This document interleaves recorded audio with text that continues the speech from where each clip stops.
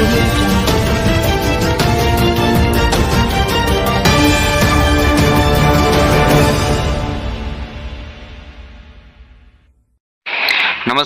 વિરાટ news ચેનલમાં આપ સૌનું સ્વાગત છે। આજ રોજ કોબડી ટોલનાકા લડત સમિતિના પ્રમુખ ભરતસિંહ મહુવાના કલેક્ટર સાહેબને હાઈવે પરના ટોલનાકા મામલે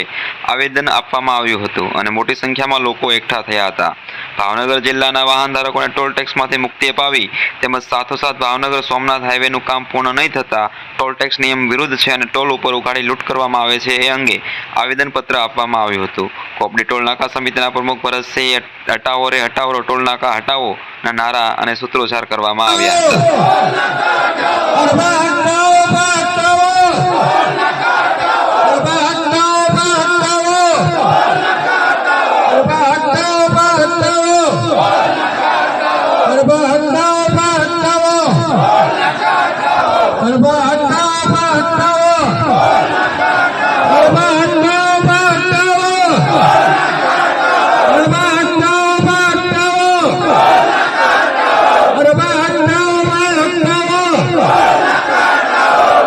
અમે રોડ ટેક્સ ભરી લાખો રૂપિયા રોડ ટેક્સ ભરીએ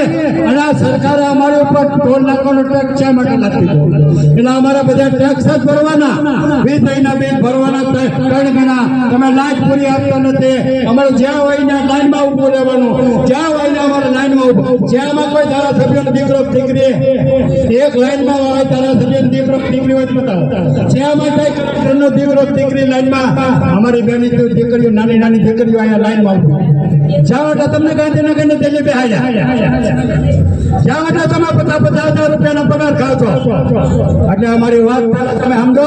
અને ટોલ નાકા ભાવનગર જિલ્લામાંથી હટાવી લો નહીતર આવતી 1 તારીખ પછી જોયા જેટલી થાય છે। આજે અમે કલેક્ટર સાહેબને આવેદન આપીએ અને સરકારને ચેલેન્જ કરીને કહી છે કે તમે હટાવી લો મહેરબાની કરીને હટાવી લો નહીતર બધા પ્રોગ્રામ જોયા જગા થાય છે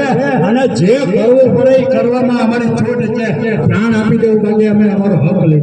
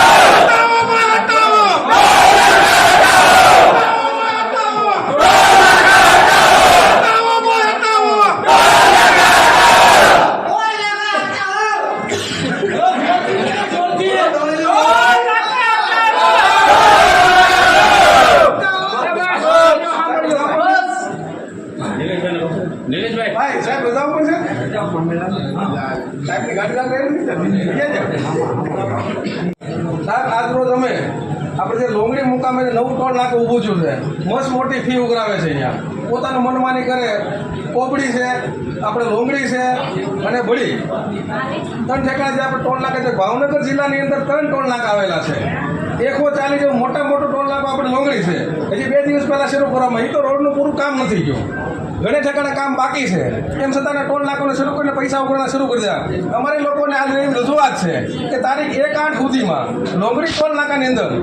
આખા ભાવનગર જિલ્લાના કોઈ પણ વસ્તુ જીજે4 પાસિંગ હોય અથવા તો જીજે4નું કોઈ પણ કામનું લાયસન્સ અથવા તો આધાર કાર્ડ હોય તો આજે ભાવનગર જિલ્લાને તમામ મુક્તિ મળવી જોઈએ કારણ કે આ જ્યારે રોડ બનાવ્યો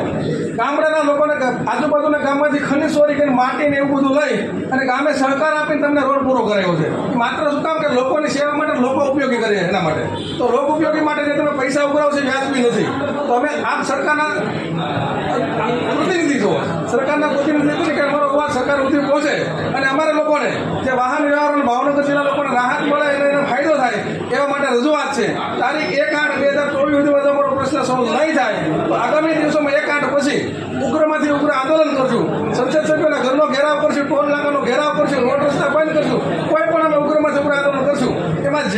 બનાવો ના બને એ માત્ર ને માત્ર આપ સાહેબ ને તંત્રની જવાબદારી છે એટલી નોંધ લેશો.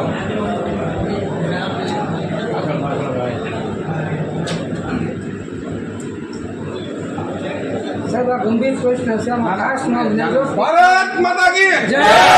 ભારત માતા કી જય.